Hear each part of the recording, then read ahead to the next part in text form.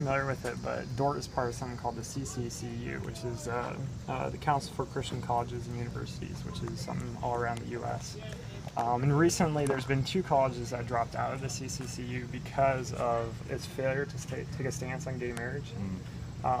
As in your opinion, like, would you see, should colleges be taking a stance? Should Dort take a stance and say, hey, we shouldn't be part of this university if it compromises our values, or should we stick to our values? Well, 2 things. And look, I'm not as familiar with the CCCU, but I'll tell you my beliefs. I don't think an earthly court can change the definition of marriage.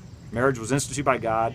It's between a man and a woman. And I think that it's important. I think religious institutions are going to face a lot of pressure from the left and the government to try to compromise our values. And I don't think we should do that. And that's why I'm a strong believer in First Amendment rights. I signed an executive order in Louisiana saying the government would not discriminate against individuals or institutions that have a traditional view of marriage being between a man and a woman. And what I fear is you could see the IRS or you could see the government coming after Christian schools first, and then ultimately maybe even in businesses, and ultimately one day churches and even pastors. And that is the path we could be on.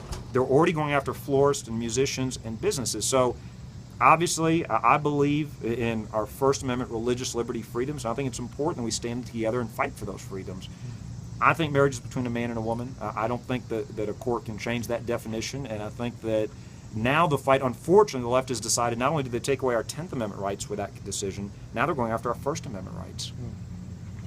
What can be done to help protect county clerks like...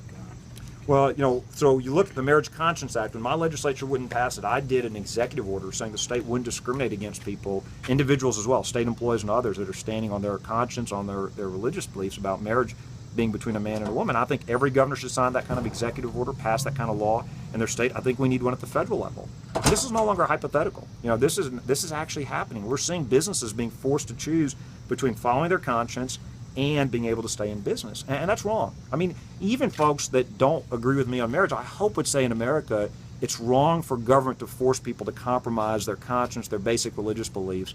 And that's the challenge we see. It is wrong for the government to come down on the side against these business owners and individuals.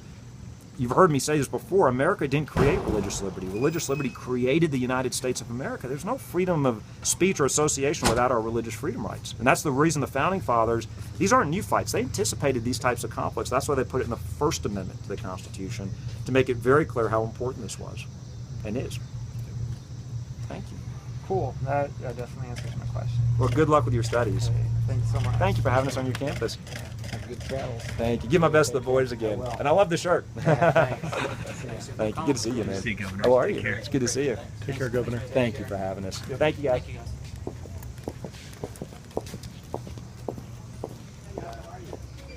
Thank you for having us on campus.